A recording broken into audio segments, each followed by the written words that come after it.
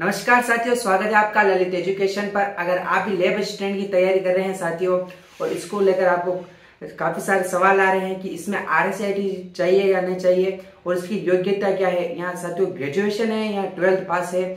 जब से साथियों हमारा अध्यक्ष साहब का ट्वीट आया है उसको लेकर काफी विद्यार्थी चिंतित है कि इसको मतलब कौन से विद्यार्थी है जो फॉर्म भर पाएंगे, तो इसको लेकर ही अपन चर्चा करने वाले हैं। तो साथियों 2022 में जो विज्ञप्ति आई थी मार्च में, तो उसमें 3 स्ट्रीम में अपनी जो वैकेंसी आई थी होम साइंस, साइंस और ज्योग्राफी। तो साथियों इन तीनों में क्या योग्यता थी उसको लेकर अपन ऑफिशियल चर्चा करेंगे। उस विज्ञप्ति के अनुसार ही बताऊंगा और वही उसमें जो लिखा था वही इस विज्ञप्ति आने वाली भर्ती में आने वाला है। तो आप घबराए नहीं, निरंतर तैयारी करते रहें साथियों।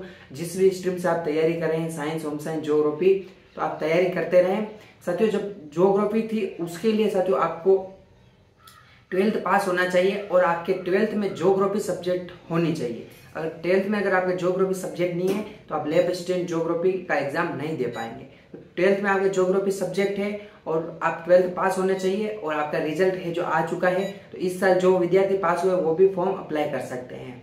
और इसके अलावा आपको 18 वर्ष की उम्र पूरी कर लेनी चाहिए। अगर साथियों अभी विज्ञप्ति आती है अगस्त में, तो आपको 1 जनवरी 2026 तक आप 18 वर्ष के हो चुके हैं तभी आप फॉर्म अप्लाई कर पाएंगे।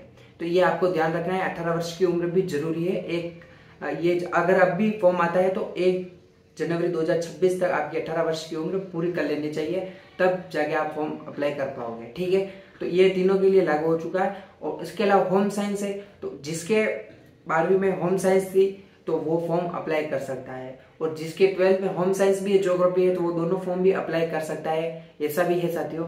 और RSIT है जो कोई जरूरी नहीं है, पिछली बार तो नहीं था तो इस बार भी नहीं होगा, इतना पूरा भरोसा है।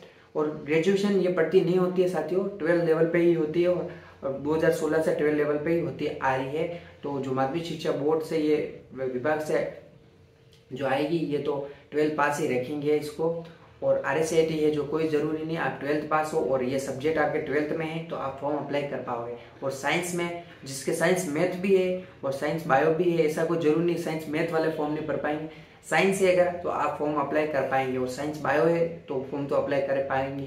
तो इस तरह से आपके जो ये योग्यता है और 18 वर्ष की उम्र होनी चाहिए। RSIT है जो कोई आवश्यकता नहीं इसकी, आप जब फॉर्म है आपका अगस्त में आ जाएगा। अभी बोर्ड के पास कोई इंफॉर्मेशन नहीं है लैब असिस्टेंट भर्ती की। जैसे ही बोर्ड के पास विज्ञप्ति आएगी, नोटिफिकेशन आएगा, उसकी जांच होगी और वो विज्ञप्ति जारी कर देंगे, फॉर्म ले लिए जाएंगे आपके। और आपका जो एग्जाम है पहले से डेट दे रखी है 2 नवंबर, तो 2 नवंबर को आपका एग्जाम ये जो आयोजित होंगे, या फिर 1-2 तारीख ऊपर नीचे भी होगी, क्योंकि 3 स्ट्रीम में अगर भर्ती आएगी तो 2 नवंबर को एग्जाम लेना इम्पॉसिबल है तीनों विषय का। तो आप तैयारी करते रहे, नवंबर में आपका एग्जाम है जो 100% हो जाएगा और विज्ञप्ति आपको अगस्त में फाइनल देखने को मिल जाएगी।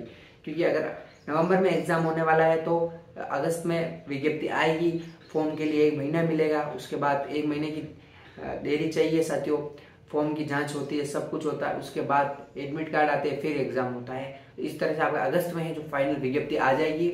और क्या योग्यता है मैंने आपको बता दी है, कंफ्यूजन नहीं होना है। और साथियों बार बार सवाल आप करते हो कि RSIT चाहिए क्या, तो इसकी कोई आवश्यकता नहीं है। और साथियों ये है कि आपको RSIT कर लेनी चाहिए। अगर आप और कोई भी फॉर्म अप्लाई करेंगे, शायद CET में RSIT जरूरी होती है, या और भी कोई बहुत सारे फॉर्म होते हैं, कांस्टेबल है, कुछ भी है, तो RSIT आप कर ले तो अच्छा रहेगा। क्योंकि आने वाले एग्जाम में आप किसी भी एग्जाम में जरूरत पड़ सकती है और पड़ती भी है।